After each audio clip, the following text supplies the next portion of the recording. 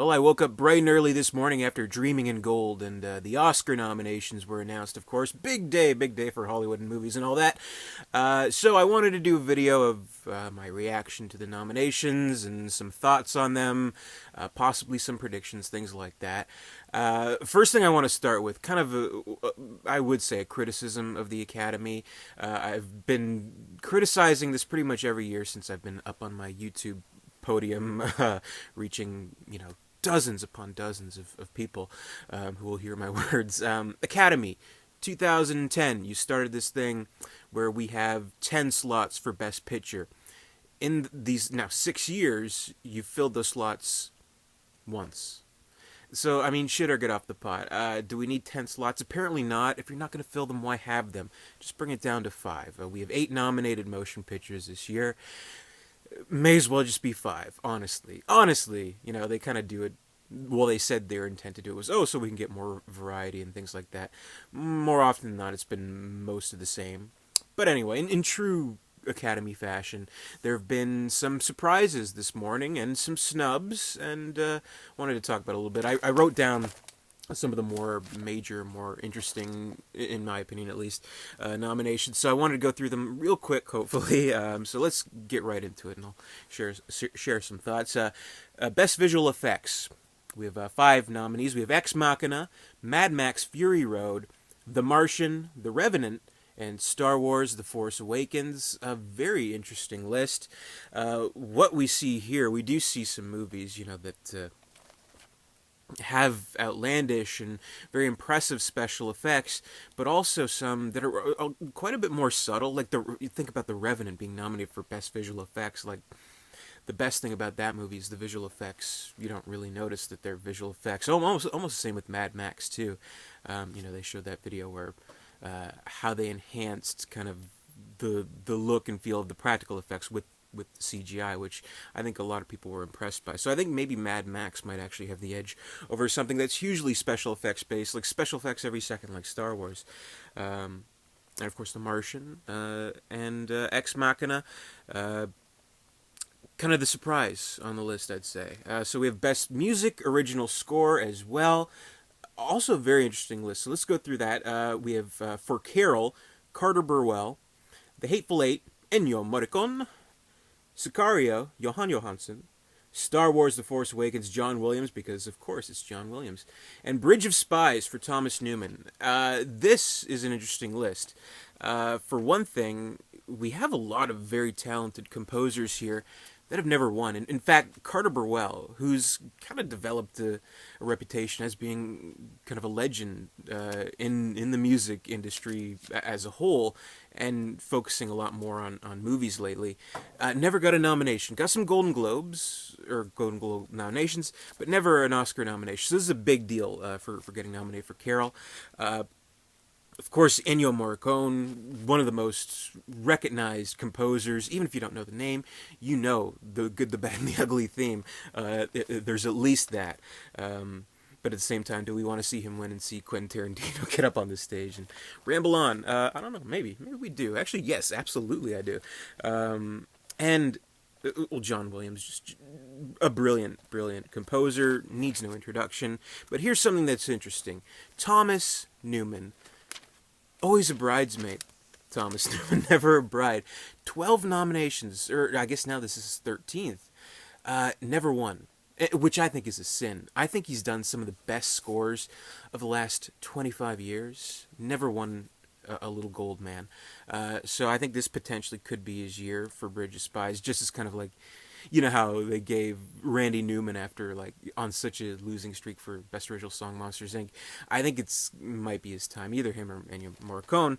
But we'll see. Come on, Thomas Newman, you got this. And for Best Film Editing, we have Mad Max Fury Road. We have The Big Short, Spotlight, The Revenant, and Star Wars The Force Awakens. I am a firm believer in the adage of the film is made in the editing room. It can make a good movie into a great one. It can make a bad movie into a good one.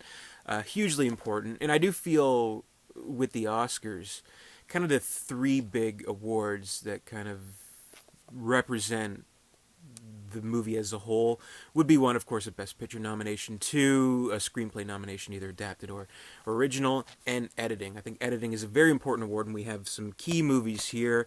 Mad Max Fury Road, of course, this is a major get. I mean, Mad Max Fury Road obviously got a huge amount of nominations, and I think maybe it's not since Avatar, the first Best Picture in recent years to get so many nominations, including a Best Picture, without any acting or screenplay nominations. So editing definitely a good addition there. So I'm glad they got that. Same with Star Wars. I mean, Star Wars, it's surprising to see it up there, don't you think?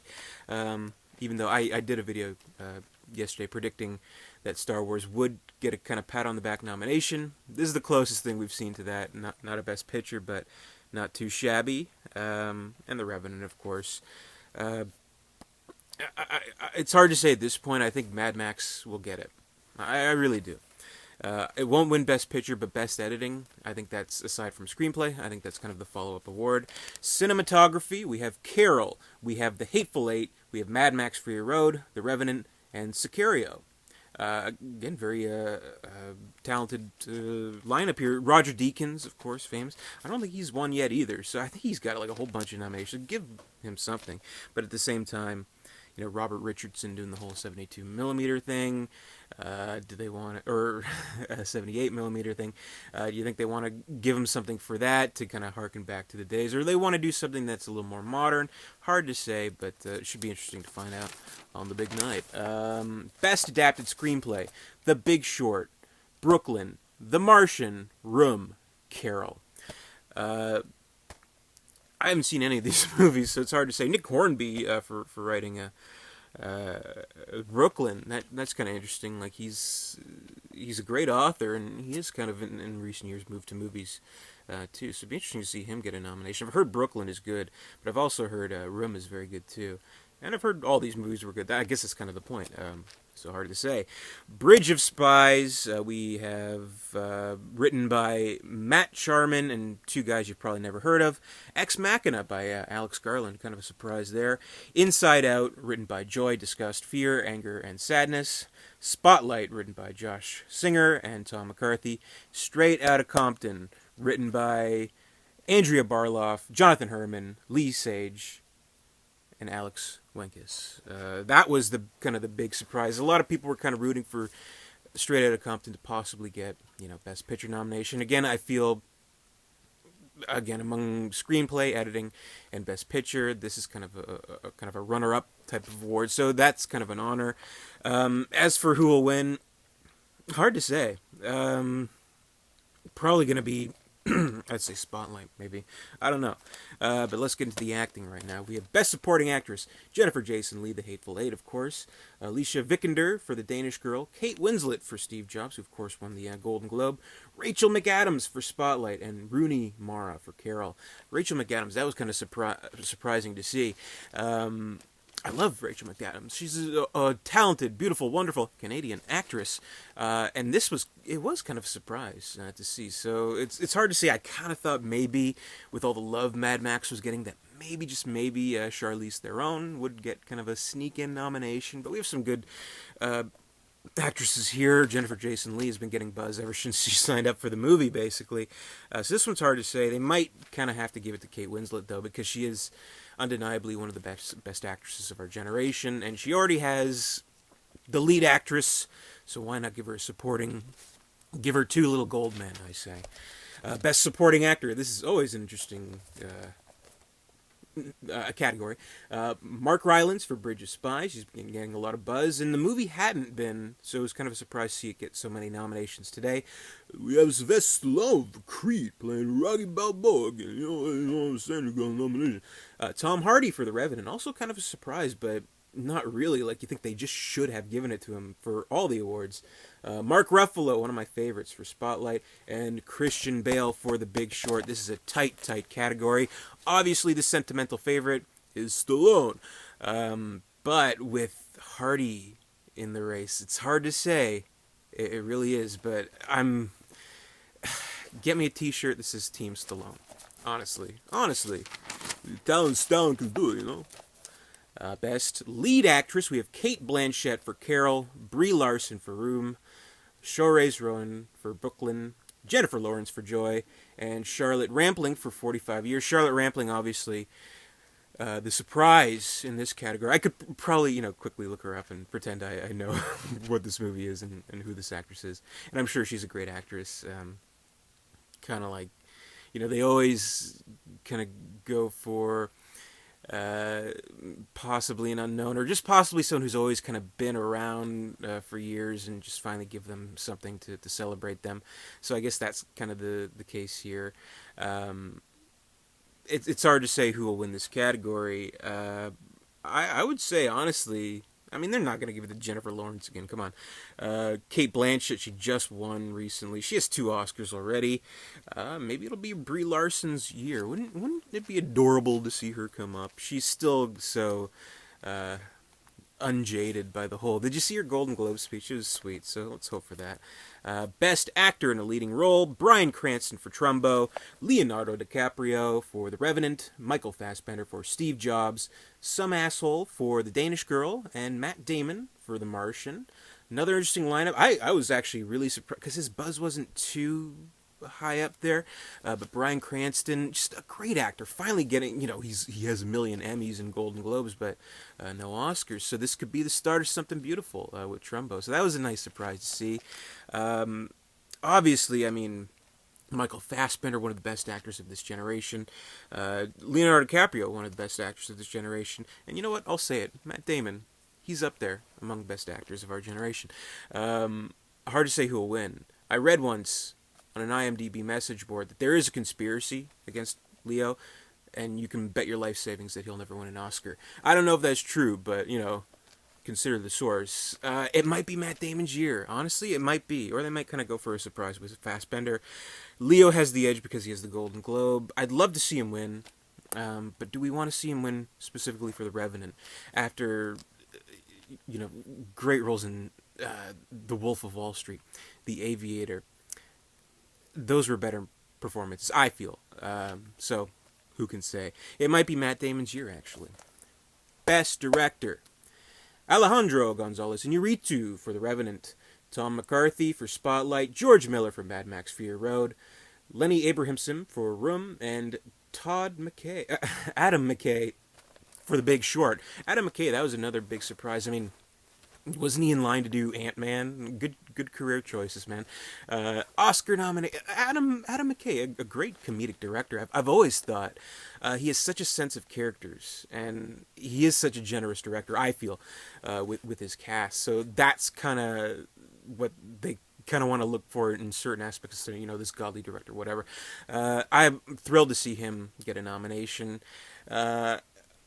Iñárritu might be his year again. I don't know. He might do for The Lightning Striking Twice. It's hard to say. Or maybe they'll give it to George Miller. That'd be interesting too. Big snub here though. Ridley Scott. What the fuck, Academy? Where's Ridley Scott on this list? He's a legend. The Martian was a huge awards darling, and it's been cut out. What's with that? How dare you? Shame on you, Academy. Shame on you. That's all I have to say about that.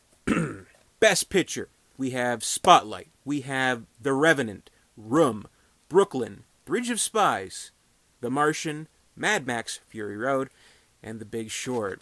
So 8 movies, not all slots filled. They could have easily filled this with something else.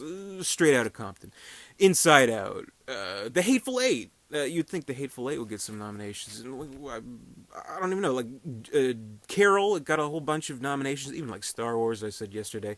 Maybe it'll get a nomination. It did not. Again, we have kind of more of the same. The only really outside the box, the biggest surprise was Mad Max getting all these nominations, but I think is pretty fucking cool.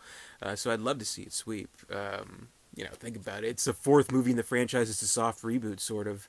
It barely has a plot, but it's an amazing movie. It really is. So, kind of in the summer when it first started, getting buzz, getting good reviews, kind of thought, oh well, this will show up on a few critics' best lists, but I don't think it'll make it all the way to the Oscars. Yet here we are, Mad Max Fury Road, Best Picture nominee, and pretty big front runner. I would say I just saw it a few days ago. The Revenant. Out of the movies I've seen so far, I want to catch up on them. I think this. I think it's an excellent film. I think it has a great shot at lightning striking twice and Inarritu winning another Best Director and another Best Picture, and so different from Birdman. That's another thing. Like, you could claim this to be a different director, and I'd believe you. But I think, at least at this point in time, The Revenant is probably going to win. That's just my prediction. But yeah, those are the Oscar nominations. So we had some good, we had some bad, we had some snubs, but overall, pretty much what you can expect. But my big criticism is, come on, just go back to 5 movies, Academy. Who are you trying to fool? Some interesting facts here. Well, here's just one interesting fact. This is actually the first year since 1961 that Meryl Streep has been not nominated for an Oscar. So there's that.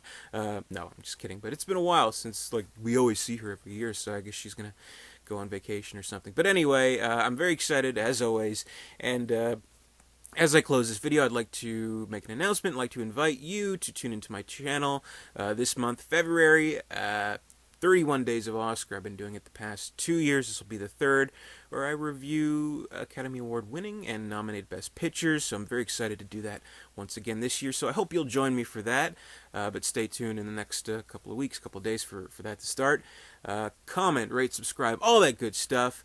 And until next time, go fuck yourself, Eddie Redmayne.